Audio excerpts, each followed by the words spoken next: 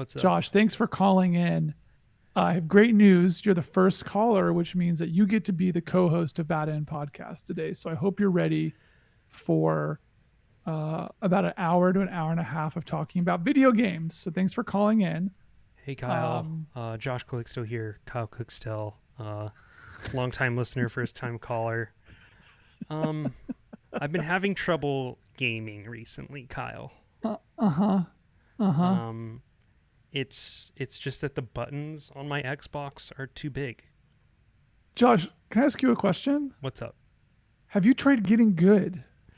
Yeah, it didn't work. Okay. A Okay. lot. I've Okay. tried a lot of times to get good. Okay. Yeah. I think it's beyond hope now. I think it's in the Lord's hands, as we like to say. Yeah, Um, the video game I'll tell lord. you. Listen, I'll tell you one thing though. Right now, Josh. Speaking of getting good, it has been a long time since I felt like I was good at a shooting video game, and I've been playing some Splitgate, and I'm pretty fucking good at Splitgate. Really? Have you played any Splitgate? Yeah, I'm like, I don't know what. I think it's something about the weight of it, and like the pace is just it's tapping into the hours spent playing Halo and like that very perfect time of your life when you have a lot of time. You can play a lot of video games.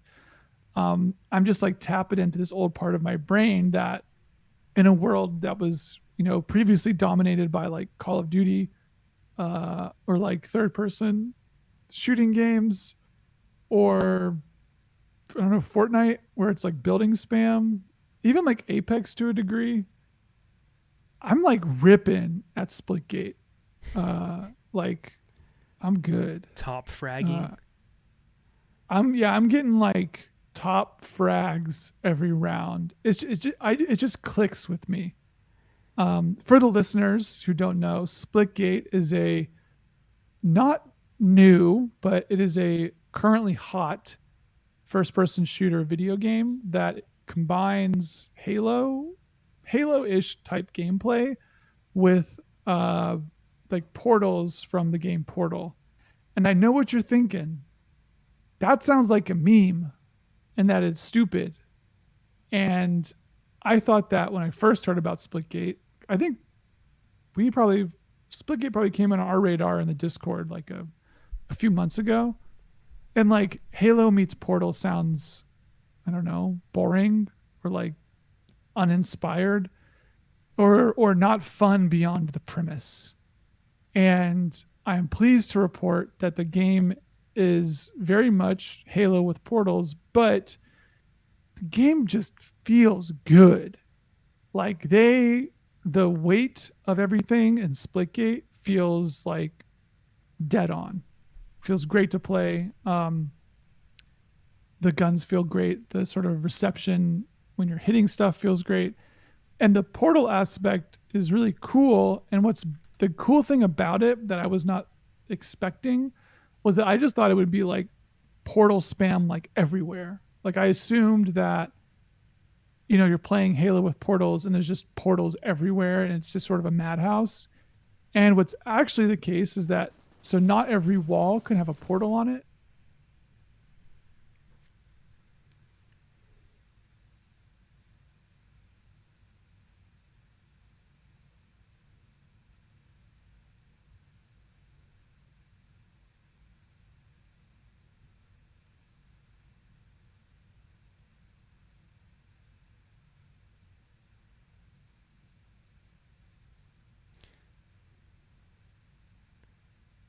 It is. It looks like it's a little bit of an older one, but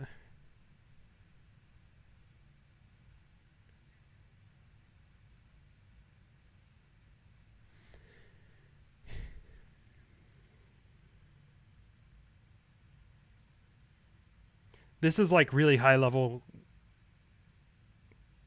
They use portals a lot, and it's really impressive when they do. Um,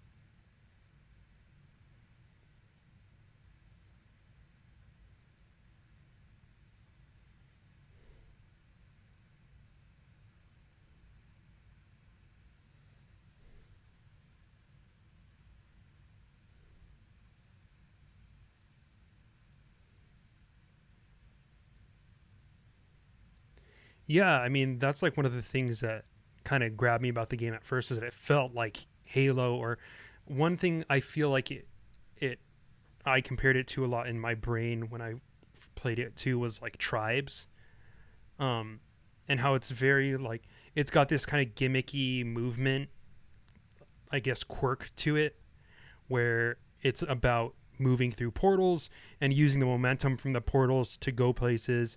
There's even like some places you can put your portals that are really really high and or unexpected. You can actually shoot through your portal, so you can just like kind of be in two areas of the map at the same time essentially. um and yeah, it's really cool. Just a sec, Kyle seems to have somehow been muted here.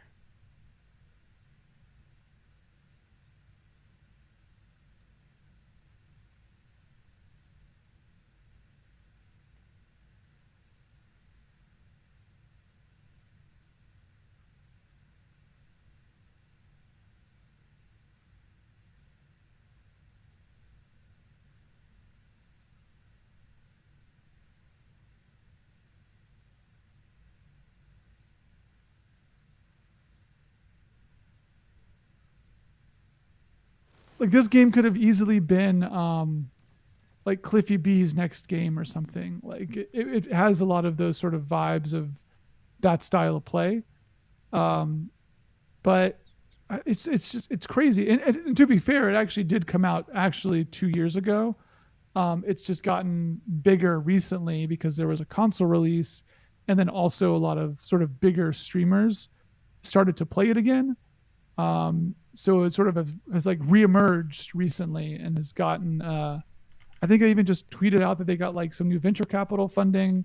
So like the studio is going to exist for a long time and um, have other stuff. I guess games happen, but it's just it feels like this sort of breath of fresh air. It feels like another trajectory of where shooters could have gone, kind of after something like Call of Duty or after something like Fortnite. And Splitgate feels like it's the latest release in a trajectory that we didn't like we haven't seen. So I'm sort of excited about it. I've been playing it. It's like sort of my go-to shooter right now. Kind of after work, I'll play for like 30 minutes and get a few rounds in. It's like fast enough. You don't have to communicate with your teammates really. The maps are small. Like they're very much like arena design shooters, which is also it's sort of cool because I think for a long time people assumed that the arena shooter was sort of dead. Like you get there's more like realistic maps or whatever, and the idea of having maps that you can sort of learn in an arena context, it was like I don't know, people thought it was over. So it's just cool to play this. It's cool to get back in that mode. It feels really good. It's free, which is a big deal. It's free to play on Steam and I think Epic Store. Yeah, I don't know. Do you have any other thoughts about Splitgate? Yeah, no, I mean, I like that it reminded me a lot of Rocket League and how you can just kind of hop in. It feels very low stakes. You don't have to play. It's just something about the way other games are set up. Even like a Call of Duty or something where it just feels so much more high stress. I Yeah, don't know if it's a UX thing, but just the way that you like queue up and the way that you like kind of prepare for the battle is just it's weird. It's a weird thing, and but this game it just feels very low stakes when you hop in. You kind of just press a button and you're in, and I really yeah. dig that about it. I think especially like I think for I don't know the past 3 years, right? Like the dominant form of um, like first person shooter matchmaking was that you join a queue to sit in a queue and then wait for like 5 minutes for a room of 60 to 100 people to full up, and then you wait for 2 minutes to spawn on a map, and then you wait 5-ish minutes to encounter someone, and then you die, and then you wait 20 minutes again. Even something like Overwatch has got a pretty big time to like get into a match, especially now when they've really locked stuff down for roles. Like getting into a match in Overwatch, if you want to play a specific class, so to speak, of a character, can easily take like 7 minutes. you just like launch up Splitgate, and like I think Josh, the Rocket League analogy is actually super apt. Like you just launch it, you press play, you join, everyone's basically got the same shit, and you just kind of have at it, and then you can just keep queuing. There's like very little fuss, and it just feels like so liberating. You're like, yes, give me in, let me shoot something, I'm out. Um, only like the only thing that comes close in my mind is something like Counter Strike, which I feel like is pretty good at uh, that sort of thing. If you're playing it like casually, obviously, but I it's think part good. of it is the drop in slash drop out ability. Um, Yeah, so many video games, and we kind of just tend to forget this, is like you get punished if you just don't feel like playing anymore, and like you're kind of restricted in the sense that you're locked in once you start playing the game, and if you don't, you're screwing over a bunch of other people. um and just the idea that you can kind of just drop out of this whenever and not like screw over the team. They can like you can pretty easily be replaced. Obviously that's not in every scenario, but if you're playing casually, it's not a big deal if you just felt like dipping out or whatever. Counter-Strike is like that too, where if you're just playing gun game or whatever, nobody's going to care if you leave the server. um but if it's Valorant, even if it's Overwatch or something like that, it really kind of screws up your team to a much larger degree. And I think yeah, that's something that we take for granted, is the ability to kind of hop in and out. And it feels like you have a lot more freedom, even if you end up playing the entire game. And I think that it's all of those things that create this like environment that feels a lot more casual and is just like a lot more fun in some ways. Granted, like, sometimes you do want to like be locked in there and like in your competitive headspace or whatever, but it's nice to have the option to participate both ways, which is something that Counter-Strike has done for decades now. mm-hmm, you know mm-hmm. it's not a new thing, it's not a new idea. um like Counter-Strike has always had competitive ways to play, and it's always had ways that you can just like hop in and shoot some bots or whatever. Well, I think like and the interesting thing about Splitgate is that they do have like sort of funny modes that are clearly like not meant to be ranked or casual modes, Mm, but that the core tools that you're playing with don't feel like they're geared towards competitive play. Like there's no choice, right? You press play, sort of like Rocket. I mean, Rocket League, you can choose your car unless you like really are keyed into Rocket League meta. What car you're choosing doesn't really matter. You're like choosing a car and you're pressing play. You don't even really choose a car in Rocket League because you probably chose it, 2 years ago and you haven't switched it. You like join Splitgate, you press go, and that's it. Even something like Overwatch, like, even if that like onboarding ramp is really fast, you're joining, and then you're presented with a swath of like 36 characters or whatever to choose from that also have to complement the choices of your other teammates, even in a casual game, right? I And think there's like a competitive queue, but you yeah, don't yeah, there's start a out with it. competitive queue, but it's like all the core stuff is the same. Same guns, same map, same like time to kill, same Right. like amount of jetpacks, same skills. And I think that's what's sort of nice is that it just is like, listen, this is what you're. I think that I guess Tribes does have classes, but I think like the Rocket League thing is really clear where it feels like a breath of fresh air, even as it's actually sort of very retro and how it does stuff. Yeah, so for instance, there's like this mode called Shoddy Snipers where you just have shotguns and snipers. Um, but it's just like a main game mode that you get in the queue when you are queuing up for a game. You might just get Shoddy Snipers, which is Yeah, just that's like a funny mode that you would have played like Halo or something like that. But this game just kind of has it as one of the default ways of playing. Um, but yeah, like we need slightly lower stakes video games out there. Like not everything has to be an esport. And I don't understand why more games don't let you participate in both ways. It feels like those more relaxed modes are an afterthought, you know? because you assume that like the players will stick around if it's like highly competitive and has a really high skill ceiling. If Right. it's really low and they feel like they can dominate the game after one match, then Why are they sticking around?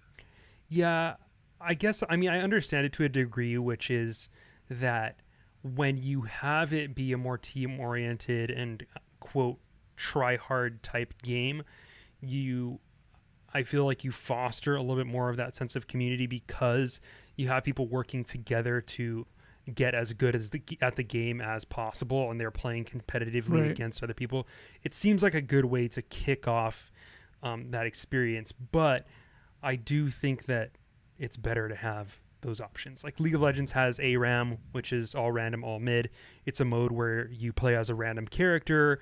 The game plays a lot faster. It's basically all team fighting all the time. There's very little macro strategy involved, if any.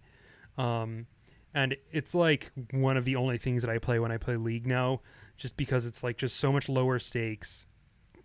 Way less people are being toxic. It's way easier to get like friends to play because it gets really intense sometimes when you're playing Summoner's Rift, which is the main game mode, with Right. friends, and you have to worry about trolls and all these random people. It fucking sucks sometimes. But give us more casual modes, dude.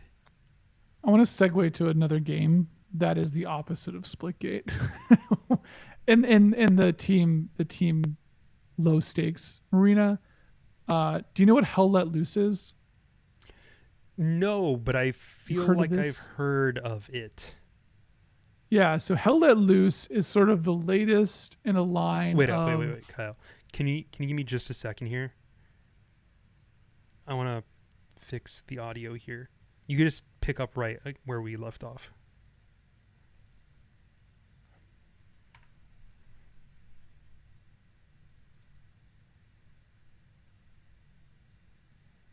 Sorry.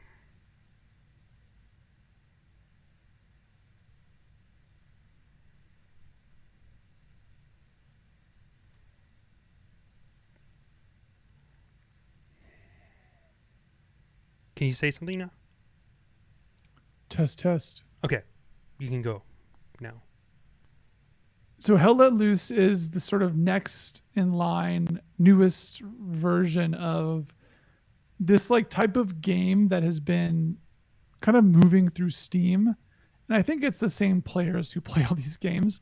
Um, it's like not quite as simulationist as something like Arma, but it's like first person shooters that are geared more towards simulation than others. So things like Red Orchestra are sort of in this genre. I have Um, seen somebody playing this before. Yeah. yeah. Sorry. So Hell Let Loose is sort of the latest one, and basically it's like a World War II first person shooter game, but it is like very hardcore. So Josh has pulled up a video here on the YouTube channel, but like I don't know, you can't really see this, but there's no crosshairs.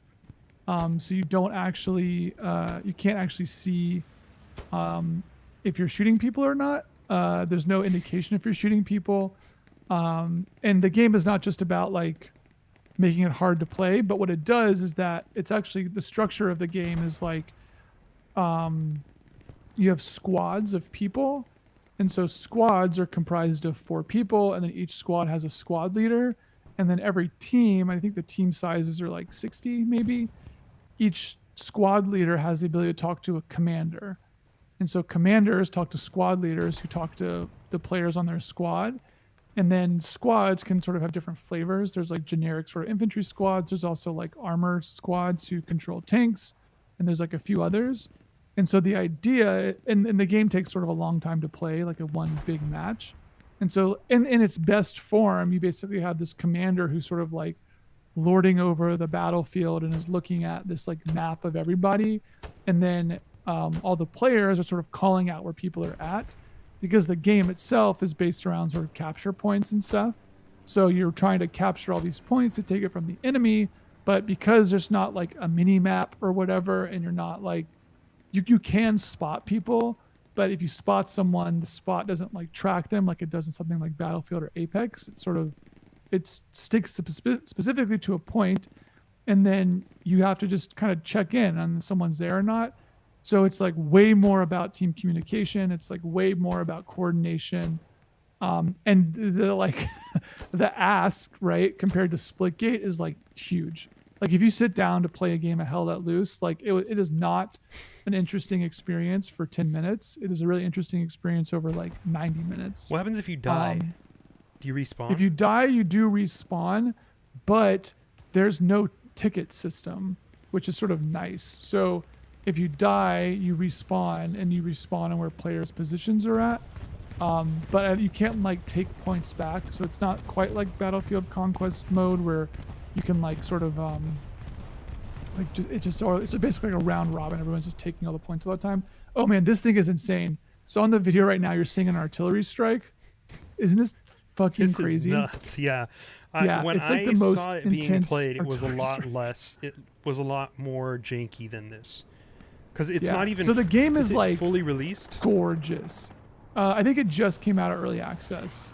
I also feel like I Um, should let me do. I feel like the person who hasn't played it does a better job of explaining what Sure, is sure, happening. It looks like a Battlefield Arma, almost, Yeah. where it's not quite as unflinchingly realistic as Arma, but it has this really immersion focused thing when it comes to gameplay, which is like huge battlefields, like Kyle said, no crosshairs. So it feels like very almost like the first time you cinematic. experience Call of Duty, yeah, where it's about the sound and the sensory experience. This this map that they're playing on is like there's not even any buildings, well, at least in the section of the map that they're in, and it's just like a forest. So you're literally just looking through trees trying to find people, and when you see a person, there's no like health bar over their head or anything like that, so you're just shooting and hoping that you're hitting them, even though like you don't really know if your bullets are registering or not. It looks pretty wild, to be completely honest with you. Yeah, so the one of the lead creators I think was a like a VFX supervisor or artist on Hacksaw Ridge, which was this like Oh my god, like World War II, yeah, the Andrew film. Garfield. So yeah. So like the game looks like sort of World War II like HBO movie. It's super pretty, and the gameplay is sort of up to snuff. All that to say though, like it's very fun to play, but also it is like a commitment. Like if you're Yeah. playing, like you have to be coordinating, you have to be talking to your team, you have to sort of be working with people, you have to sort of hope you have a good commander who's leading everybody, so that you can like, you know, play effectively and like take objectives, because you don't know where the enemy's at, right? So you're relying on other people or the commander or the squad leaders to be deploying you to places where people are at, because you're trying to hold these positions. And it's just nuts. It's like really cool. It's one of these things where like it doesn't have all of the things that make something like Battlefield or Call of Duty sort of be intrinsically rewarding just for playing them. Like you can just play sort of a support role in something like Battlefield, and you can just tag people and like whatever and have like a pretty good time, and you like hear that sweet sound when you hit somebody, all that stuff. Like it's got none of that. Like it doesn't, like as a single entity in a game, if you're trying to play it like Rambo, you will die and it will not be fun. So Yeah. you like really have to like rely on your team and like rely on coordination. So like you really need to be on mic, and I think even a lot of servers are like will kick people who aren't on mic. So Letting yeah, go. it's, When you bleed out, it says letting go. yeah. God. So yeah, this looks, Sumo says, pretty tempting looking, and yeah, I definitely want to check this game out, because I'm really digging how creative this is as just like a design and like an idea for a video game. Which is, do you ever play like, did you ever play games as like a kid that were like, was like a game of tag in a huge field or something? Mm-hmm. We used to play this game like in middle school where it was like there was roles, everyone had like roles or classes, and it was like you could do certain Oh things if you yeah, had a yeah. specific There's role. like healers. Yeah, it was like if you could unfreeze someone only if you had a specific role. You can only, there was other things, but being in just a real life environment is not as designed of an experience as a video game experience, which Yeah. sounds intuitive, but when you think about it, wars are fought in spaces. They're not fought on like fields that have been designed to be fought in necessarily. You know, like they'll dig trenches or whatever, but to a large extent, like they would have these battles in like open fields, or they would have it on terrain where um, they weren't Or you'd exactly like try to able have a to. battle where like your team or your country has like a tactical advantage or whatever. Exactly. But it very much feels like this sense of just being in a place and having to you're just fucking shooting at people, and like sometimes you're in an open field, sometimes you have vision cover, sometimes you have trees between you and the person, but it matters like whether you can see them, how good of a shot you have. It's not really mechanics or how fast your reflexes are as much as it is about like knowing where you are and being able to work with the territory itself, because the territory is not working for you. Yeah. And that's just a Yeah, really you like might see someone and shoot them in like one life and hell let loose. yeah. Like if you're really lucky, like in your first game you might get one kill. It seems like a game Maybe. where you're very likely to get killed by someone you don't see. Oh yeah, all the time. And that's what you sort of have to rely on, like your teammates and other people and kind of guiding you through where you should be at a given moment, because you will die if you're like out of position or whatever. Yeah, this is like the video game version of like what war reenactors wished they had, basically. Oh yeah, totally. And that's another part of it too, is that the experience is sort of like more compelling the more the people who are in it are willing to like LARP out the game. Where if you're trying to play it like Battlefield, like it'll just feel like a mismatch. But if you've got people on your squad who are like doing call outs and stuff and just sort of being like, they're just really feeling it and like feeling the intensity of the game, then it gets really cool. Yeah, it is like, I think it's like $40 or $30. It's definitely like it's a little chunk of change for something that's pretty niche.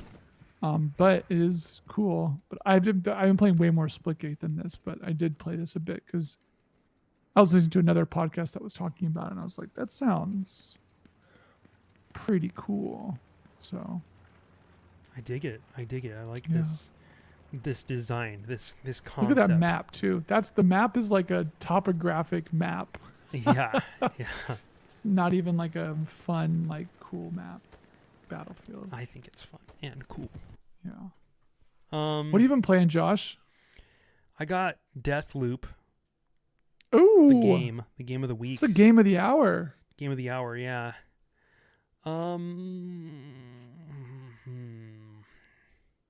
What do you know about Deathloop? It's made by Arcane, who made Dishonored. It looks a lot like Dishonored, and there's a time loop. Uh, that's about it. And yeah, that's also like all I've really tried to know. Yeah, same. I nothing about it. I mean, I'm gonna say my perspective, and you can play as a person who's actually played it. I'm just like not really interested. Maybe if it's like really cheap, but I don't know. I'm like noted AAA game, whatever. And I look at this, and I'm like, yeah, and I guess maybe this is cool. Yeah. But you played it, Yeah, I mean, people swear by Dishonored, right? Like they love Dishonored. And I think a lot of it is because of the art style and the architecture and just the general overall vibe of the game. I am kind of whatever about that game slash series. I thought it was like super annoying and punishing in a lot of ways, where it's like a stealth game, first person stealth, like Deus Ex. Oh yeah, the stealth in that game sucks. I just hate like, oh, you got spotted, run away for fucking 5 minutes and 2 hits kill you. And it's like, ugh. I'm like trying to drag a guy. I have to drag a guy to a dumpster. That has never been a fun thing to do in video games. Yeah. Like, unless there's some slapstick element to it, which is what Metal Gear Solid did right. But yeah, this game is less intense than that, I would say. It's a lot easier to just run around and shoot people in this game than it was in that game. You're kind of discouraged from doing it, not because it's harder, but because there are other kind of mechanics to the video game that make it so that you don't want to necessarily kill people. I think the kind of hook for this game artistically is that it's influenced by like blaxploitation and is more in that kind of realm, which is interesting territory, but I think the game handles it well. You got some like really cool actors in the lead roles, which I really like. It's not like super exploitative, I wouldn't say, even though it's pulling from blaxploitation stuff. And yeah, I mean, besides that, it feels like it has a very like quippy Joss Whedon-esque, you know, that like video game voice where it's just like, oh. And nothing you've ever said has made me want to play a video game less than like knowing there's good quips. This game is very quippy. I think they were trying to go in the opposite direction of Dishonored, in that super serious vein that game had, and very intense. This game is a lot more, I would say like chill. It's a lot more laid back than that in some ways. It's not afraid to be funny and to have like a little bit of a camp factor to it, which is cool in some ways, but I think the writing is just, I don't know, man. It's like, it's so 2020 nerd, you know, like where it's just like, it's so like it's so obsessed with how clever it is and how funny it is. It has this voice thing that like I have spotted in a lot of places recently that I'm realizing, where it's like they'll basically start a sentence like midway in where it's like, went to the beach today, didn't see anything crazy, a kid, you know, where it's like they're not using articles or whatever. They use a lot of that voice in like the logs and shit like that. Very like noir-esque. Yeah, exactly. There's an assassination type deal to it. The whole concept is that you're reliving a day over and over and over, but everybody knows that this day is being relived over and over. So they have this kind of weird hedonism going on, and all of the environments sort of reflect that. I don't really know. They don't really do a good job of kind of describing like why the stuff in these games look the way they do. You know, like this game has like weird posters and fucking art and stuff everywhere, and it's like they didn't really explain why it looks like this. You know, it's like sometimes I feel like just an aesthetic that it's like it's a cool set. It's like an aesthetic pitch where it was like, oh yeah, what if you had a bunch of people living the same day over and over, what would their world look like? And they gave that directive to their art people and the people who are just creating their environments, and they just like built that, but there's no real reasoning behind it. Like a lot of the people that you're fighting against have masks, and they do this like lamp shading thing where they're like, oh, you find like an audio recording of this person who like was apparently in charge of things, and she gave everybody masks, and it's like, oh, that explains the masks. Like, because there's like a running gag of like, why is everyone wearing masks? And then you find a quote explanation, but it's still not really a very good explanation, just because their boss like wanted everybody to wear masks. Yeah, sure, that can be the reasoning behind why they wear masks, but And it's like It's outsizedly represented in all of, like the marketing materials and look at screenshots this. where it looks cool that people are wearing masks, Yeah. And but it doesn't. it's this like kind of mid-century, this like mod, like mid-century modern ish look to everything. Stuff is randomly painted and color blocked on these like old buildings, and it's like, okay, Josh, is dude. there crafting in this game? No, That's good. Okay. not Well, really. they just picked up nails, so is there a nail Yeah, gun? that's ammo for your Okay. silent Okay. gun I that was about to say, shoots 'cause if there's nails. crafting, Yeah, not really any this crafting. is also one of these things where like, and in the same way where like you'll have Hollywood actors who you never see ever, and then all of a sudden they're in like six things, and then they sort of like go away. Yeah, yeah. I think there's a similar thing with sort of aesthetics in both like in like media where there's um people build mood boards or whatever, and those mood boards, even if they get put onto pitches that don't actually get picked up, they sort of influence the visual language of the stuff. And sometimes the projects that are pulling from the same like visual designers who don't even know they're in the same dialogue or doing the same thing. And I'm looking at this and I'm just like straight up seeing like this looks like that like Loki series.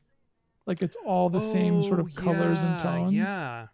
And it's That's like actually a something's in the good water. comparison for sure. Yeah. Something's in the water where those people are like, this the same visual designers are being I mean, especially because games are so big now, it's not crazy that the visual designer basically did all the concept art for Loki and then came over to Arcane to do some stuff. I have no idea if that's the case or not. But it's just funny how you get two things who both sort of alone are unique in their genres, but are very similar to each other. What's funny about it is video games have always had this thing where it's like, I want to do something that looks like this, but in this world, right? And like it's been like that from the very beginning. If you think about Mario, it's like, I want the main character's a plumber and he goes into pipes and he saves a princess from a dinosaur. It's just like very childish imagination routes that lead to like the art of these games. This, I feel like Arcane stuff is that same shit where it's like, what if we had like Victorian London, but with Mm-hmm. like steampunk stuff and, time rewinding mechanics like Prince of Persia. And it's like, it's the same exact path that is like extremely video gamey, except they got concepts that are of higher brow than Yeah. like a kid drawing a cartoon or whatever Mario's I'm concept came from. also just looking at the video, I'm seeing the same thing that like even as like a teen or whatever playing Dishonored, like these games are so violent. Like and not in like a it's not even like a fun aesthetic violence. It's like you go up to someone and then you like stab them in the chest and they like bleed all over the place and they like die a sad death. Yeah, And it's just like in this game it's a little bit like look, this less. guy just fucking slashed this dude in the back, stabbed him in the back, and is bleeding on his shirt. And it's like I feel Yes. like that thing just so undercuts so much of the other stuff. Like I think that Arcane's visual sense and like aesthetic sensibility is like amazing. Like they're great. They're great at building these types of worlds that are highly executed. But then they just put this layer of like gamerism over it. It's just like what That's why is that's what this I'm saying, and to a large extent is like there's a lot more friction in this game between that stuff, because in Dishonored at least it was being serious. At least it had this even when it was doing like a pastiche thing, at least it had this ambition to it with like the art and stuff that felt at least somewhat cohesive. In this game it's just like none of that stuff is there, but they kind of just expect you to know like, oh yeah, we're Arcane, this is how we do stuff. And it feels a lot more jarring in this game. It's a weird disconnect between the art style and just kind of like lack of stakes that is to a Mhm. large extent pervades this game.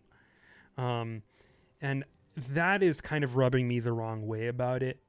Um, Besides that, it's also super buggy. I'm playing it on PC. I have a really good computer, but it's super stuttery. It has a lot of. This is like a known issue, and they've actually released a patch today. I'll probably play it later, but I haven't really played as much as I would like because of this, which is weird. I hate to play a game and have it be like this thing where I'm like, ugh, this gameplay is not good enough for me, but it really feels bad to play on PC. So that's kind of been holding me back. I'm like a few hours in, but I do expect to play more of it. And yeah, like it's weird because it's like you can go into the game and appreciate the art and appreciate just these environments and what they look like and the creativity of putting all these things into one place and making it into like an interactive painting or something like that, which is you could kind of take it that way.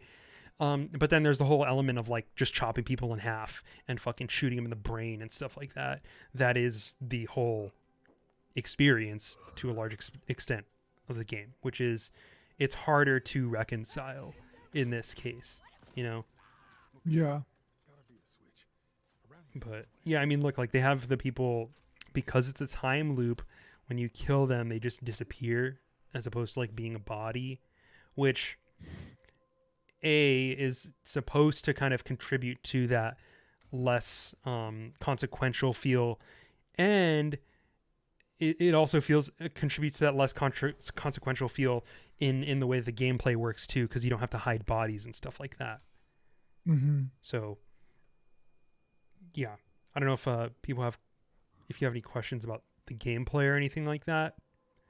It just makes me think of something else that I want to talk about if you're sure. done talking about Also, looping. like it's not quite the same as another time loop game that we played called 12 Minutes. You can hear us absolutely hate on that game in the previous episode of this podcast. But it is a time loop thing, which is weird. And the way this it does works, sound like. Oh, go ahead. yeah. Well, the way this works is that like you play the day in chunks. So like there's morning, and you can just stay in the morning for however long you want. You can just like walk around for hours in the morning, and then like when you exit, you go to you go to like afternoon and then evening, and then there's those 3 cycles, and then the day starts over, and you like lose all your gear between the days, but you keep all your information. So you're basically like building up your knowledge. So I mean, what's with the time loop things? Like you were talking about how you see a lot of things that just randomly appear in a year or whatever, like this in the low key aesthetic. Yeah. It's also 12 minutes and Time loops. Outer Wilds. Mm-hmm. Yeah. One thing that I think is sort of interesting about this that, well, you know, Katie McCarthy of old Bad End host was talking on the Discord about how I don't really know how this difference is, but basically that one thing that this game does do that a lot of time loop games haven't really done as much is that it's got a little bit of like a sort of like Hitman style thing where because you're in a time loop, you can sort of mess with stuff and the things will repeat. So like if someone comes and unlocks a door in the afternoon, you can like steal their key in the morning so that they can't unlock the door, which sort of changes their actions. But she also said that it wasn't like quite like Hitman, so I don't really know what the difference between those would be. There's just not as much stuff to mess with. Oh, okay, gotcha. So And that's sort of cool, like this idea of an immersive sim that can be sort of reactive in that way. I think that's sort of different, but that's not enough to get me to spend $60 on. Yeah, and a lot of those events are very like scripted and very like hand-holdy in that Or the like you'll game like find a is note like that was you like switched the key. no, well, it's more like you'll find a note on like a garage door that says like, "Hey, do you mind unlocking this door in the afternoon?" or something, and then like it's like, "Look at your journal to you got a new note. Look in your journal." And then you look in your journal, it's like, "Someone is going to unlock this door in the afternoon. Make," and it's just like, "Just so you know, wink wink wink." Cuz if they didn't have those things, it would just be way too vague. Like there would just be way too much going And on. it sounds very like Majora's Mask style. I've heard that it's more like Majora's Mask. I have not actually played Majora's Mask, but yeah, Hmm. one of The those. thing I wanted to bring up that was in relationship to this is I've been watching my wife play Ratchet and Clank for PS4. I actually thought Which that one is that? Which it's just called installment? Ratchet and Clank. Oh, it's like the reboot thingy. It's the reboot. I thought that a Rift Apart, whatever the new one was, I thought it was a dual release with PS4 and PS5, so I was going to buy it, and then found out that Ratchet and Clank: A Rift Apart not available on PS4, but they were doing a sale on Ratchet and Clank PS4, and so we bought that, and she's been playing that. And I've just been sort of watching. I haven't really I played like Ratchet and Clank on like PS2 at like a friend's house, so like I don't know for like an hour or something, and I just sort of watched it for a while and hadn't ever really played one. I just basically watched her start to finish play Ratchet and Clank PS4, and it's interesting thing looking at that and sort of comparing it to something like Deathloop because I think they actually have a very similar. Um, there's like a similar sort of impetus I feel like behind them, which is this idea of this world that is this like sort of fun and interesting place to be in, and is kind of exciting. And I think what's really interesting about Ratchet and Clank compared to something like Deathloop is that Ratchet and Clank is like way more interested in just being like you're in a Disney movie. Mm-hmm. You're like doing this like character adventure movie that is on more or less on rails, but like you don't care because you're getting like a sort of compelling 12-hour or 8 to 12-hour story that like looks really nice. And so something like Deathloop, I feel like it sort of wants to have its cake and eat it too in those measures where it wants you to feel both like this protagonist who can make these sort of meaningful decisions, but at the same time, you can't really actually be that because there's a lot of other stuff going on. Whereas something like Ratchet and Clank is just like, hey, have a good time. It's a fun, like Disney story. You would give you a ton of collectibles and like have at it. And there's something about like something like Ratchet and Clank feels like it's like so much more confident in that, and like in the dialogue is like similar to like Pixar dialogue where it's like sort of winking, but also the characters are so outrageous that it's not trying to make any sort of claim on like realism or anything that can be undercut by other elements that are in play, like something like just not Dishonored, something like Deathloop, right? It can try to act like very serious and gruff or like quippy, and then like you're stabbing someone in the face, and so it sort of undercuts whatever other stuff is happening. Whereas this is like you're like basically playing as like the protagonist of a Pixar movie, and you're just moving through it. And like all the weapons are like fun and weird, uh, and yeah, It's I don't know. It's really interesting to play something like this because especially as someone who plays mostly like strategy game type stuff or like RPGs, playing through something like this that's so like it's full on like this is a game that is sort of built to be someone's first game. So at the very start, it's got the old school like, you know, look at the taillights of this ship to see if they're working to like teach you how to use the right stick and like teach you how to jump and stuff. Um, and so it's sort of built like that, and the whole experience is just like it's almost without any friction, and it's just sort of fun. Like it's properly like we say fun is a bad word, but I think in the context of a game like this, like that's actually the goal. The goal is to have it sort of just be exciting right. and sort of like a nonstop stream of stimuli. And it succeeds at that. Like it's great. Um, it does exactly that, and it doesn't try to think that it's supposed to be more than that or like dip in these other waters.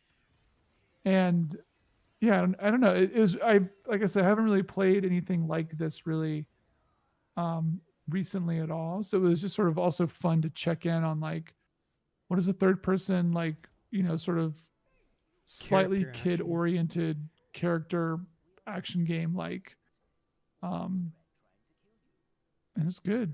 Yeah, Ratchet and Clank has always been a banger like that. It's always had that appeal to me. Um, but yeah, I see what you're saying, and it's like there's just such a it feels like such a siloed thing. It's kind of what I was trying to touch on, which is that with something like Dishonored or Deathloop, it feels like you have two sides that one is the kind of like art and design side of creating a video game, and it's like we want to create these beautiful places, we want to create this beautiful story, we want to create this world that's influenced by like things that art people really like. Mm-hmm. And we want to pull all these elements from all these really sophisticated highbrow places. And then you got the other side that's like, well, it's got to be fun, we got to have the shooting, we got to have the nail gun, we got to have this. And it's just these two like really disparate parts that are just doing their own thing, and then at the end they have to put those things together, and this is what you get. It feels very much like that. And I think a lot of AAA games that aspire to have this artistic appeal have that issue. It's this dissonance between the art and the gameplay. Not like a ludonarrative dissonance. It's something that goes a bit deeper than that. Even though BioShock one could argue suffers from a lot of the same things that we're talking about. But yeah, something like Ratchet and Clank to me does feel much more confident in itself, and that it's like, yo, this game is fucking pretty. Like, just Or even look like at when you were talking about with like Psychonauts 2, right? Where like I think that like someone like Double Fine like recognizes a sort of innate absurdity of like so much of what's going on in the context of a video game, and like the way like stakes are sort of manipulated in games where like dying doesn't really mean anything because you can't ever actually really let someone lose.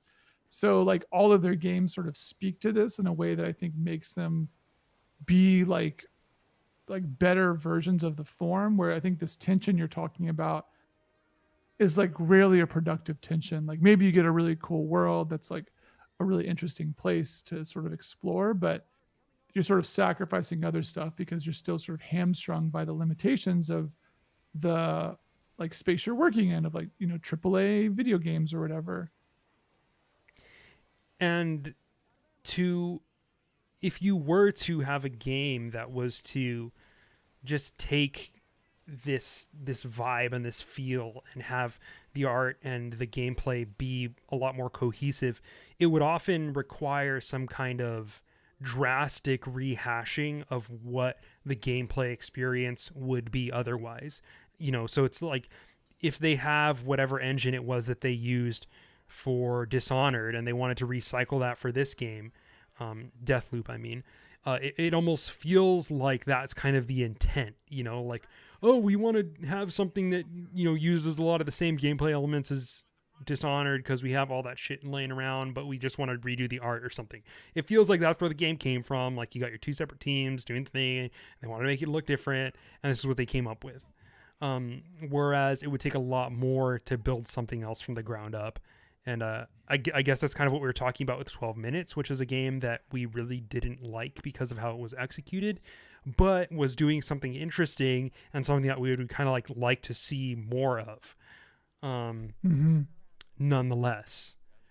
Or it's So even sort of weird. That's like something that's also circling this for me is the like lack of staying power of the idea of the walking simulator, and how it's sort of surprising that we haven't really had any new like AAA walking simulators that are doing or trying to do similar things. or moving in more in that form. Like, I mean, people talk about, right, like Death Stranding is sort of the closest thing we get, but that's even sort of its own thing that's like very gamey in its own way.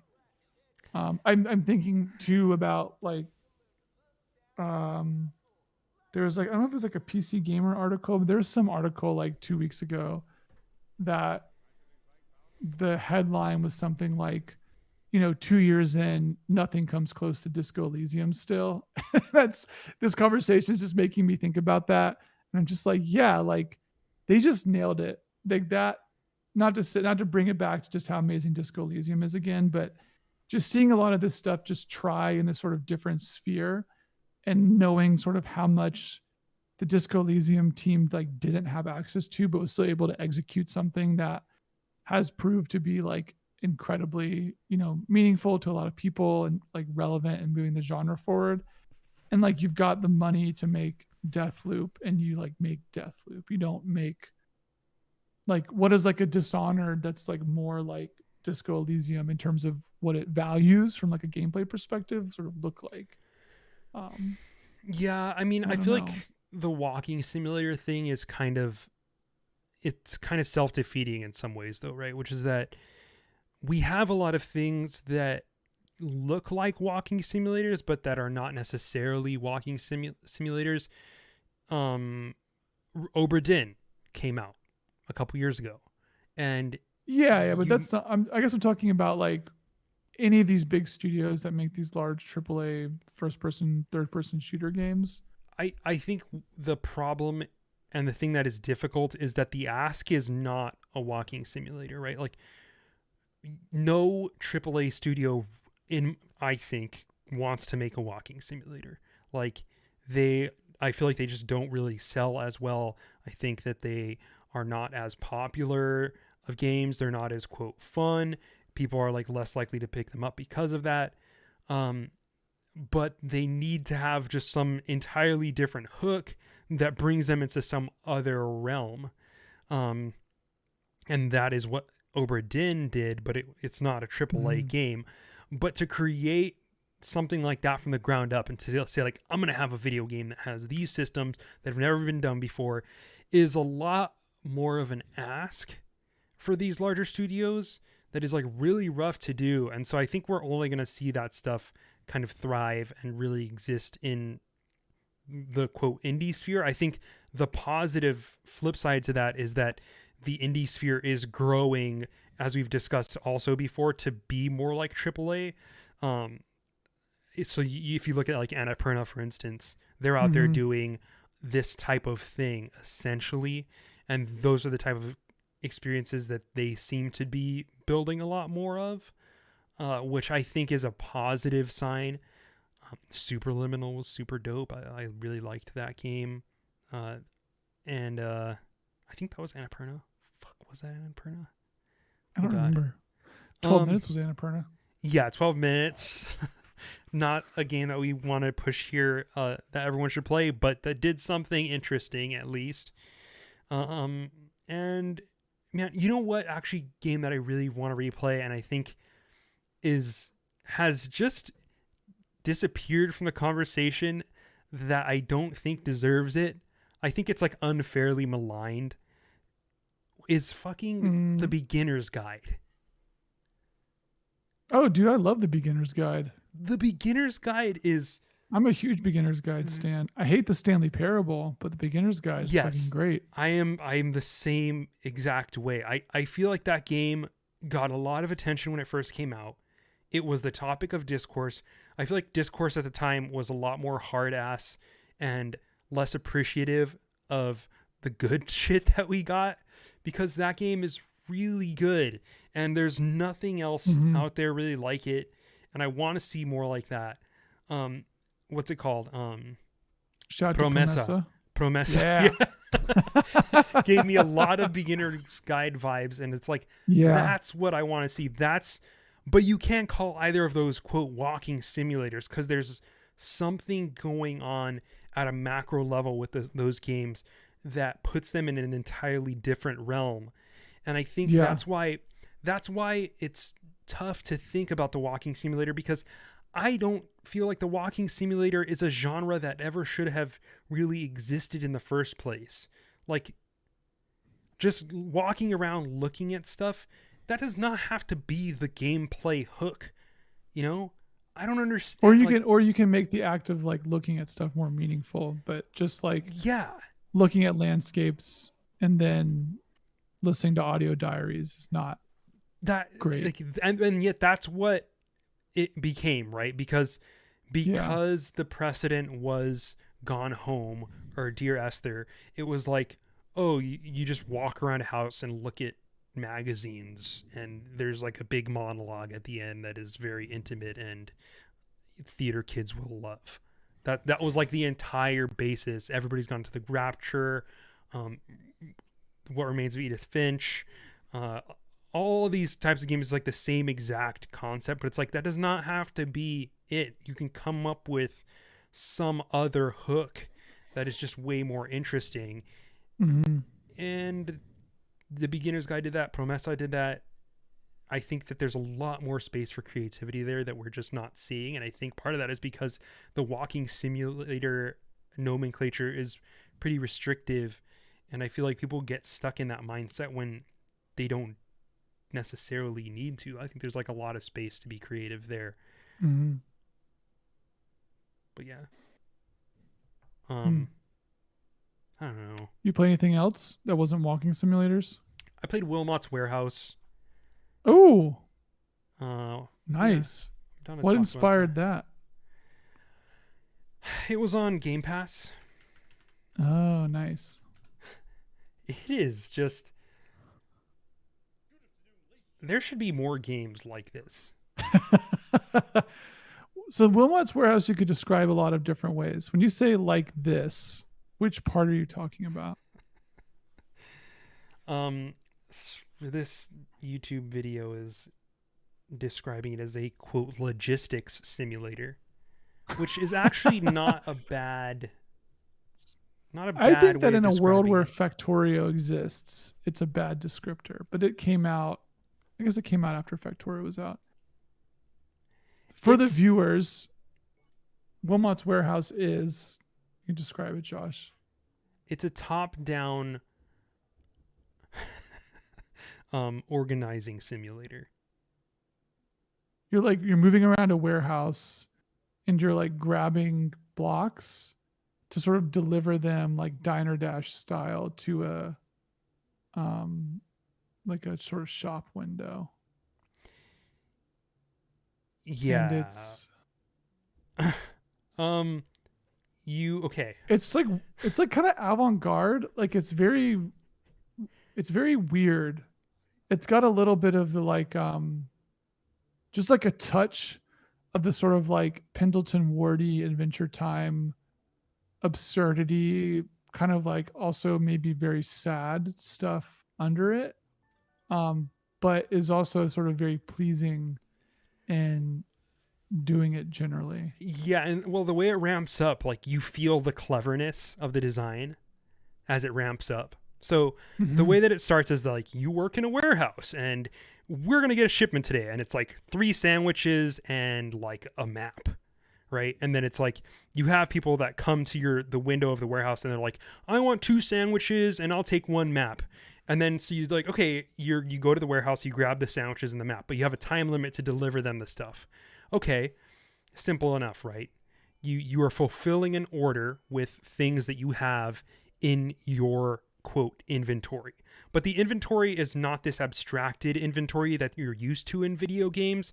It is literally a warehouse floor where you can put these objects wherever you want. But there's a huge amount of space to put stuff. So you have to do the organizing yourself. It's like someone gave you a pile of books and DVDs and were like, organize this. And you have to do that in a way where you can find it as easily as possible.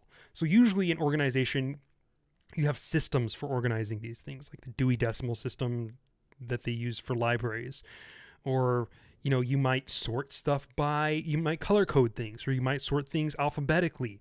There's any number of ways that you can organize things. And you start creating systems for organizing the objects that you have in Wilmot's warehouse.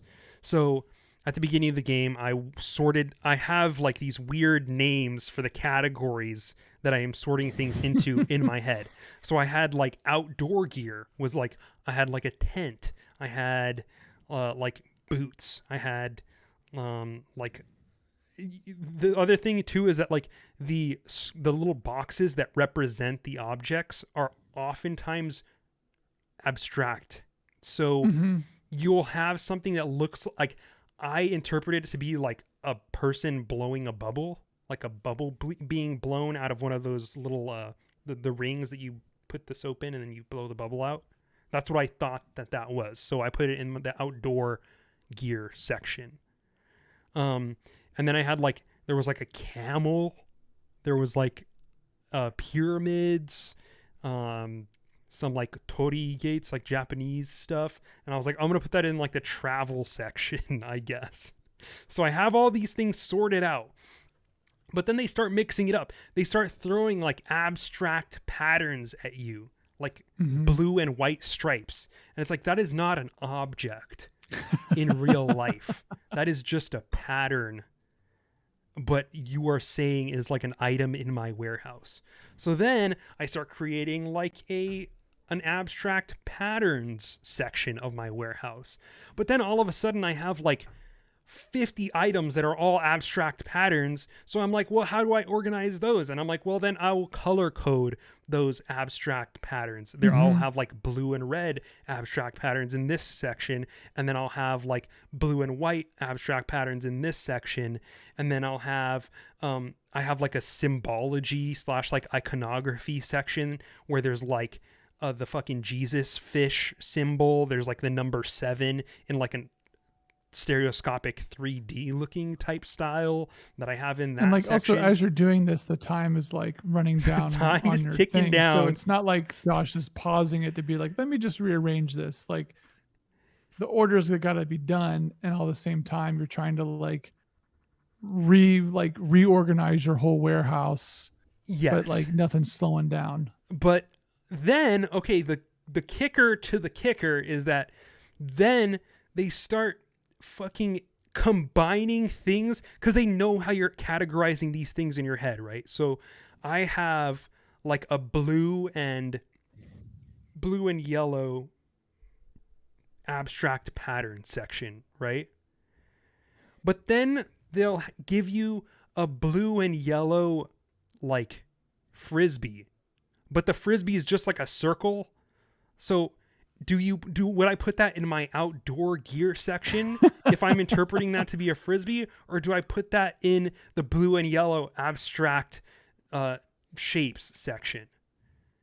And they start giving you more and more things that have similar colors to things that you've already organized, or that like could be outdoor gear that like you've already put into a specific place.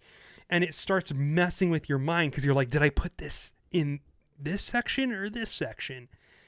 And it's weird because it's like, it's all in your warehouse. The question is whether you can find it. You can figure out where you put it before the customers get pissed off at you. Which is absolutely bonkers video game concept, first of all. Like just organizing shit. Like, holy crap. Like that's just so cool. And I don't know, I love that about this game, that it's the gameplay loop itself is just so different than anything I've ever really experienced. At the same time, I suck at this kind of thinking. Organization has never been my strong suit, and I can feel it. I can like feel it falling apart in my head, man.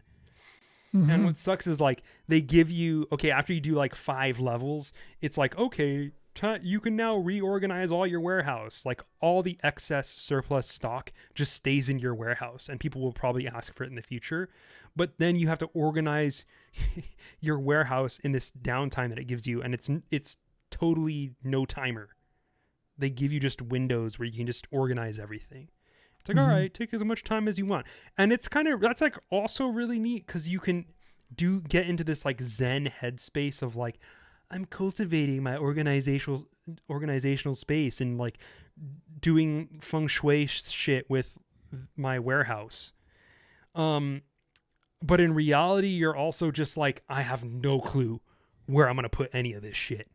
I don't know what this pattern is. I don't know what this abstract shape is. I don't know where this goes.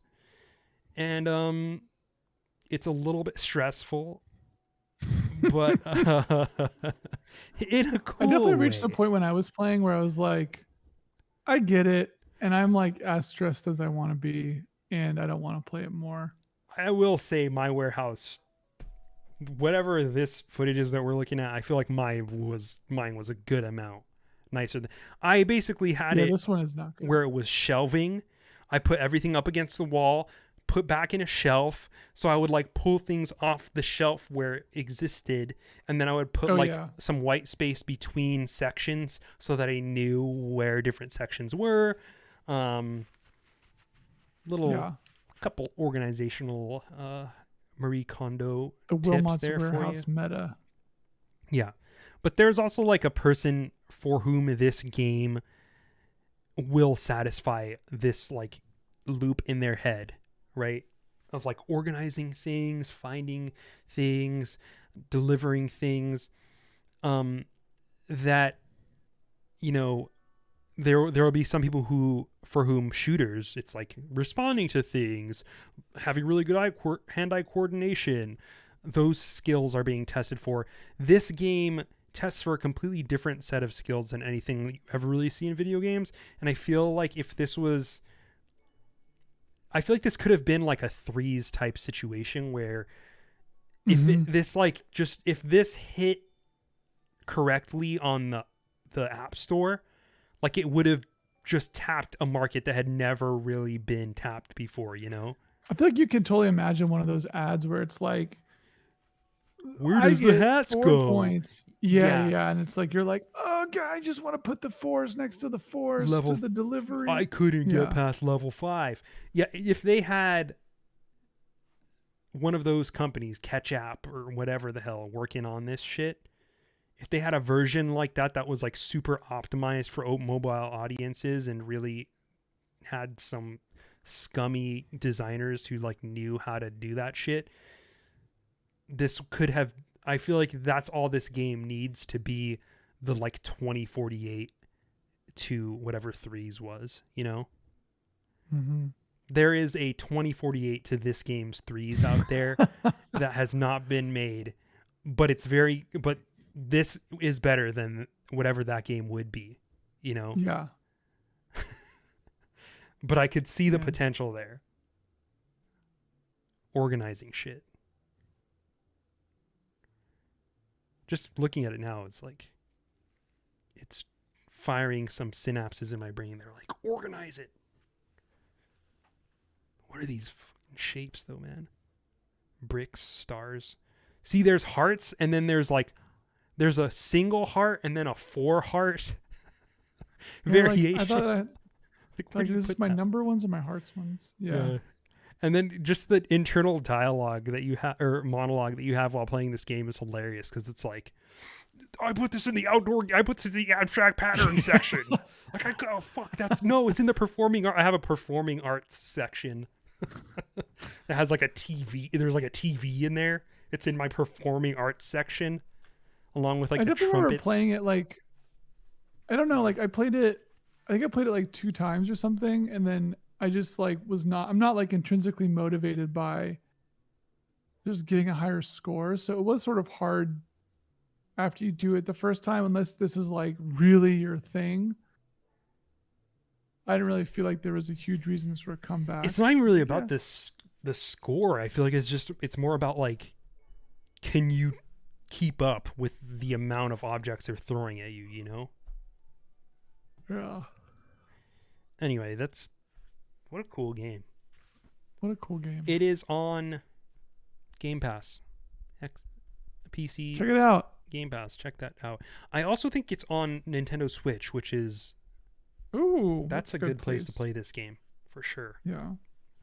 Just a little bit before bed. Just get some organizing in. Get some Wilmots in. Absolutely. I got one other game I want to talk about. You got anything else? Ooh, no, I'm good.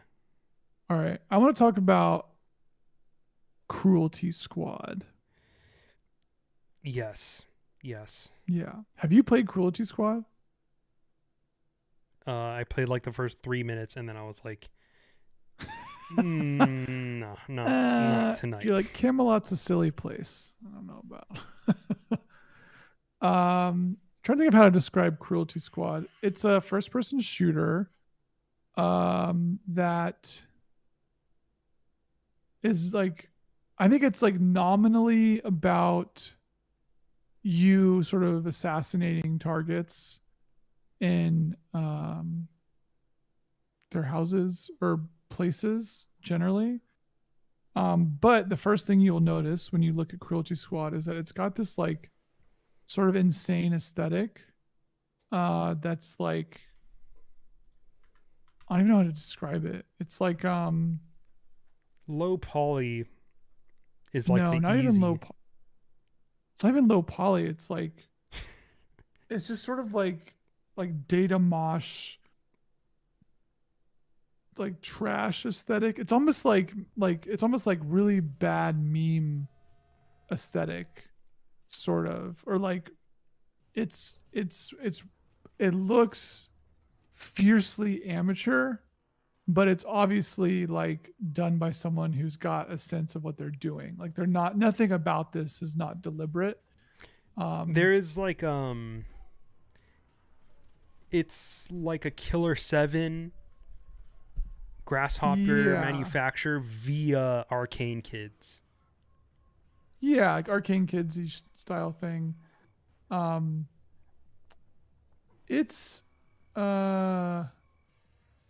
it's weird. I've played the first 3 or 4 levels. I don't totally remember. Oh, and so the other thing is that it's sort of got this like immersive sim esque like system. So you're assassinating these targets, but they have like houses and they have like guards and there's like weapons and stuff hidden around and there's like things that you can interact with. And yeah, I'm actually realizing as I'm talking, I don't know really what to say about the game yet. Man, I think don't there's a know lot if of I'm other stuff smart going enough on. to play this game. Like I'm looking at what you're seeing now, and I'm just like, what the fuck? I was just so overwhelmed, like by the amount of mechanics and stuff going on. It sort of looks. It looks like, which I think you feel like listening to a Death Grip song sounds like. It's just like in your face. Kind of gross. Makes you feel a little weird. But I think so. I'm not selling it very well. I do think that it is trying to do some stuff with like the first person shooter, not necessarily the first person shooter genre, but using the genre of first person shooter to say something a little bit more about like capitalism and like precarity of people and even I think some like religion stuff. And so yeah, I think I need to play more of it. I think it's got that thing where like the first 3 levels are like once you sort of get over the aesthetic, the first 3 levels are like pretty sort of standard. You're like, oh, I'm going here killing these people. It's like sort of weird. And there's like some weird stuff, but it doesn't feel like it's gotten to that moment where the dam is sort of broken on like when the weird really gives way to what the game's sort of hiding. Like it feels like it's got a pretty big buried lead. And yeah. I feel like we should both play this. Yeah, I agree. And talk about it some more. I wanted to put on a radar to say that I am playing it. The game's also got like a little bit of hype right now. People are digging it. I think it's doing pretty well on Steam in part because it's like so weird. And there was a donkey thing on it. There's a big donkey video on it. I think people are playing it now because of that. Wild. Yeah, absolutely wild. Maybe it's just like a little tease for when we really get into it about Cruelty Squad. Yeah. Yeah. What the hell? Well, we're just looking at the footage, just mesmerized. Sumo asked us a question in the Discord. Yeah, let's we do can it. Answer it and wrap it up. Sumo says, you brought up Ratchet and Clank tonight, but also Psychonauts 2 is out as well. Both of these are such old feeling games. Where do you see these older style action games going into the future? Are these modern releases flukes or signs of a throwback wave? Uh, do you want rare style collectathon games to return? I'm all for bringing back the collectathon. I think that one thing that is like the case, I think, is that it's sort of unclear on if the first person shooter genre has sort of staying power for the history of video games beyond the past, like, I don't know, 15 years. Like the sort of the dominant genre has been first person shooters for a while. How long that will be the case, like, I don't know, maybe forever. But there's something about like a collectathon character action game that is really compelling for people who haven't played games before, because it's very easy to understand and parse and doesn't require like reflexes. So you can just, like, a kid, a 4-year-old, 5-year-old, 6-year-old, whatever kid can like pick up Ratchet and Clank and sort of like button mash their way to success and like have a good time in a way that you just can't do that with first person shooters, really. Um,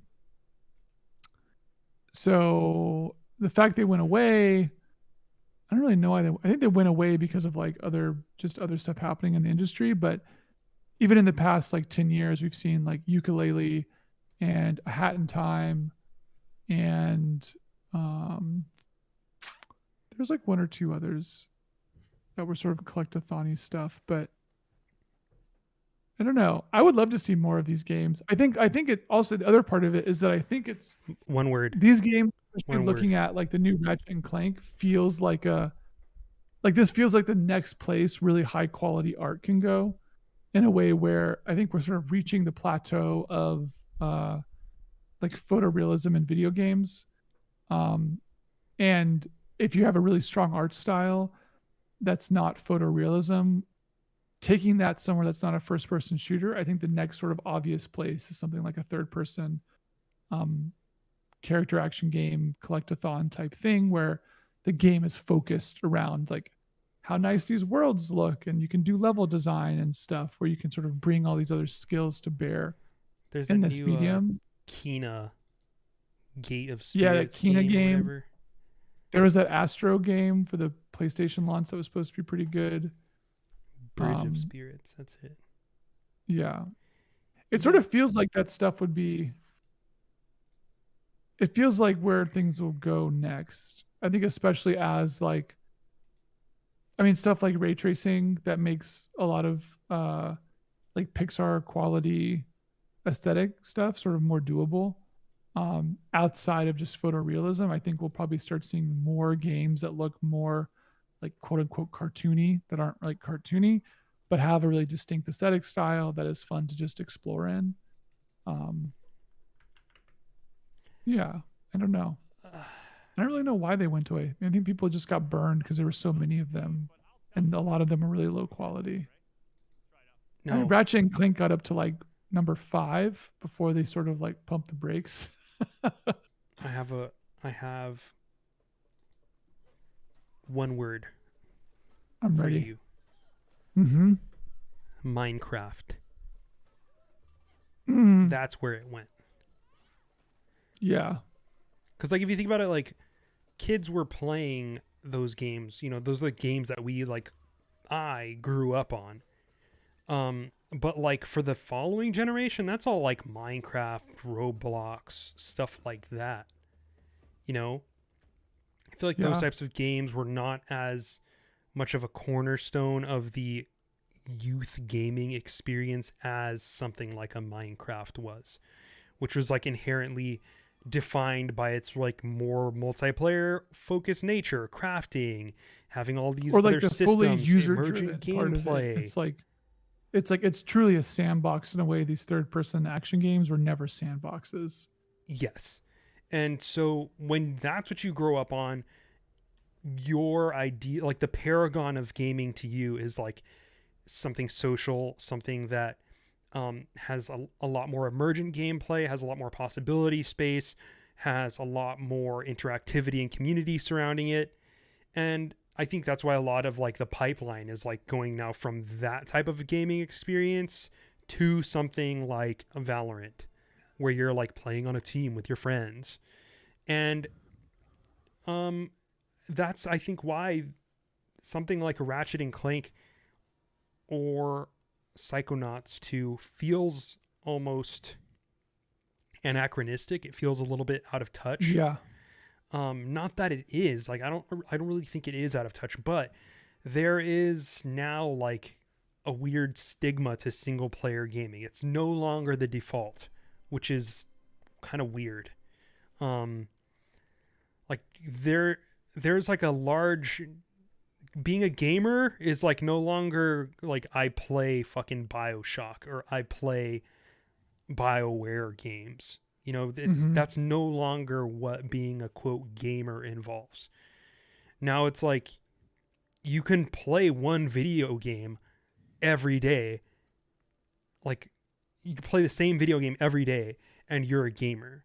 Like, but you only Mm-hmm. play one video game over the course of 10 years. And maybe that's League of Legends. And that's totally normal video gamer status. And a lot Yeah. of those people will like never play Psychonauts 2 and will never be interested in that as a gaming experience. Um, but that's not even like considered quote casual. Have we had the casual gamer debate in a, when's the last time we had that? Is there even a discourse um, about that anymore? Is that even a thing? yeah, there's like I feel like it just sort of went away. Like maybe like you have like phone gamers, but even then, like I think at that time we talked to your like younger brother or cousin about playing games on the phone, and he was just like, "That's what we have to play games on," you know. And Yeah. that was even 3 years ago. So those people are like in college now, and they grew up like playing games on their phone, and like so the idea of them like the idea of like phone gamer being some sort of diminutive. They were like, I was playing fucking League of Legends and Terraria on my phone. Like, what are you talking about, dude? Yeah. It's such an antiquated, like it's already an antiquated way of talking about video games, even though this was like 2 years ago when we were talking about like core gamers and shit. That is not a thing anymore. You know, Mm-hmm. this concept, like playing Psychonauts 2 made you a hardcore gamer 10 years ago or whatever, but now Yeah, it makes you kind of a little bit of a weird, kind of out of touch gamer, maybe, but definitely like a not boomer. hardcore. You're like a Yeah, you're boomer. kind of a boomer. Um, but hey, dude, fucking times are a changing. But that the casual thing always sucked, so it's good that that's gone now. I mean, Yeah, I'm sure it's re-manifested in a different way, but it does feel like there are larger waves of change happening that I'm into, and that are cool, that I respect, that I dig, and but I gotta say, as a person who likes playing single player games, it does feel weird to have like a lot of people going toward the multiplayer side of things and yeah. having it be like weirder that I play single player games, you know? It's moving the needle of video games, like what it feels like to be a marginalized gamer, not in the like disenfranchised sense, but in the sense of that like I'm on the margin of people who play video games.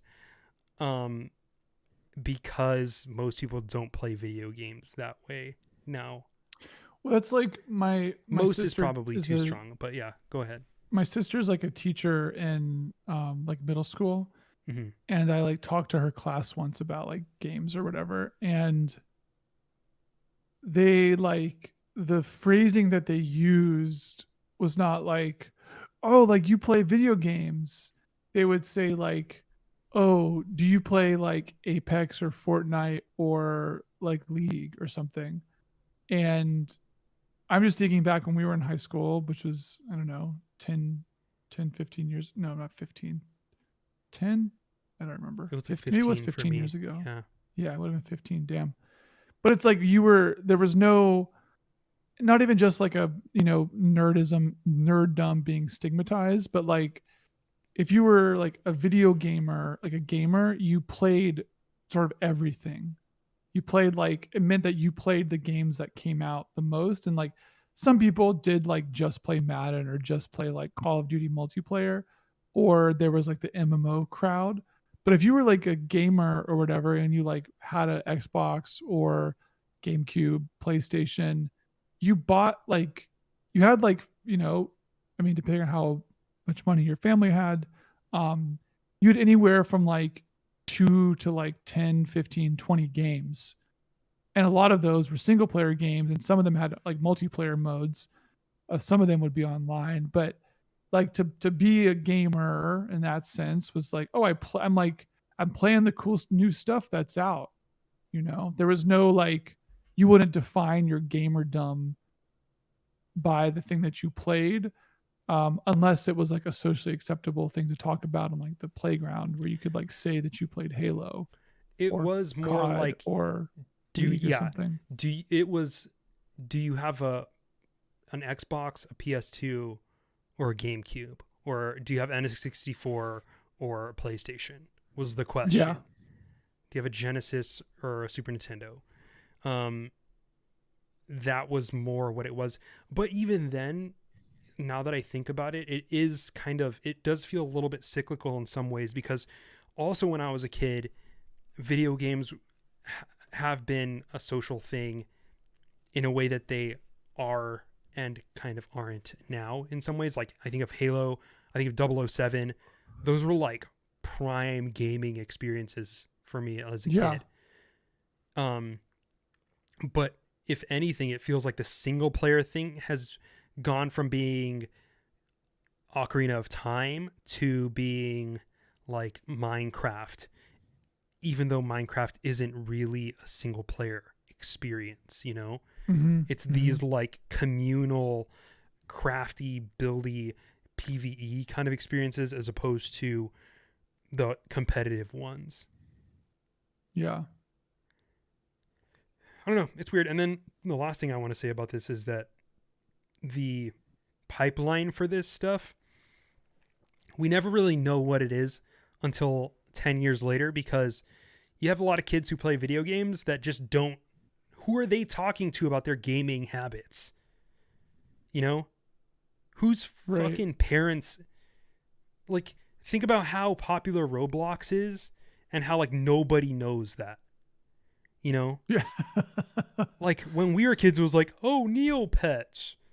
Nobody above the age of 20 knew what Neopets was at that Yeah. time. But now it's like you have all these stories coming out about like these were the things that influenced us growing up that can only be related really now, because there's no one who can really have that perspective on the youth, as it were, and what they're doing. I mean, I am assuming right now it's like what, Fortnite? I mean, it's also, I don't know, this gets into like a larger cultural Roblox? discussion, but it is also crazy to see the cycles of stuff sort of being rehashed. Like, it's wild to me that like Paramore is sort of like back and resonating with people who were like our age when those songs were first breaking, or like Panic at the Disco, or like even just pop punk in general, that like, and but then also at the same time that like, I think something about like the precarity of AAA production means that people like Activision produce Warcraft 3 remastered or Diablo 2 remastered that is then being marketed to people who are the age now of the people who are probably wanting that game to exist, who have memories about it when they were the age. So like someone now, right, who's like 14 is playing Diablo 2 remastered, and they're like, fuck yeah, in the same way that the person who's like 35, 40 now is playing it when they were that age. And so there's this other like weird cycle that's sort of happening that I think has to do a little bit with the sort of the state the game industry itself has got itself in, where we're like rehashing new versions of old experiences for new audiences, such that like, I don't know, maybe there's someone's gonna grow up now who's like, man, Warcraft 3 was a big deal to me. And it's like, you're 20. And they're like, oh, I meant Reforged. I played a lot of Warcraft 3 with my friends. Okay, Obviously, like Fortnite, Minecraft, Roblox are like huge things, to but it is weird now to see that stuff in a way that was not a thing to when we were like kids. to take this into like a zone that I feel like is maybe synthesizing these thoughts a little bit more. It seems like we have yet to find out how video games really progress in a larger zoomed out macro level, because if you think about fashion, if you think about music, you do get that cyclical nature where it's like, oh, the 70s are back in, oh, the 80s are back in, where it's like 20 years cycle, where it's like Yeah. the 90s were back like a couple years ago, and then now it's like the 2000s are back, the early 2000s are back, and you know, the early 2010s will probably be back in 5 years or whatever. But with video games, it feels like everything is always here at once, you know, like, and then there's new things coming out, and there is no real discernible cyclical nature of video games to me, because maybe it's because video games move at a much more glacial pace than pop culture at large, but it doesn't feel to me like character action is back right now. It feels like, yeah, I would agree with that. it feels like a couple big studios who just so happen to be making character action games just so happen to put them out, and they'll get the audiences that they get, probably the same people who played them as kids. But it's like that audience is like, nothing has happened. The same group of people who play Psychonauts 2, like the Venn diagram of people who played Psychonauts 2 and Psychonauts 1 is probably like mostly overlapping, you know? Where are they getting new fucking people to play this game? I don't know. It seems unlikely to me that they are. Game Pass, man. Game Pass, yeah, maybe. Maybe then I would say the people who are buying this game. But yeah, it does seem like video games are disconnected from that cycle, because people are always kind of like looking for different things in video games, and it's such an amorphous medium that it can kind of do so many things. But I don't know, man. We'll see where it goes. If you all see any patterns that I'm not when it comes to this time cycle shit, let me know, because I feel like we're experiencing a pretty large shift in what cycle that we're going through right now when it comes to pop culture at large. But with video games, I don't see it. And I wonder if that's because they don't exist, or because that video games just don't work that way. Let us know down in the comments if you have any thoughts. On the YouTube, that is. Yeah. Or tweet at us. Wrap it up? Yeah. I think we're ready to wrap up. Anyway, we are Bad End Podcast. This has been episode 105. Thank you so much for listening. You can find us on YouTube if you search Bad End Podcast. You can find our latest episode there if you want to look at the footage of some of the games that we're playing and look at what we are talking about. Likewise, if you're watching this on YouTube, you can find us on Spotify, on Apple Podcasts, or wherever you get your podcasts from. You can find us on Twitter at Bad End Podcast. You can email us at badendpod@gmail.com. You can support us on Patreon, patreon.com/badend. If you do that, you will get access to our wonderful Superculture Discord, which is filled with awesome folks, friends, people we've met in real life through the Discord. And you can also watch our YouTube thing live as we broadcast. So you can like participate and discuss and have your comments featured in the little thing down below. Down there, I'm pointing at it in the video. But yeah, thank you so much for listening. We are part of Superculture Network. Shouts out to everybody on the network. And we will see you in a couple of weeks. Like and subscribe. Rate us on iTunes. Smash the like button. Whatever engagement tools you have, go click them. All right? We'll see you in a couple weeks. Thanks for joining. Later. Peace.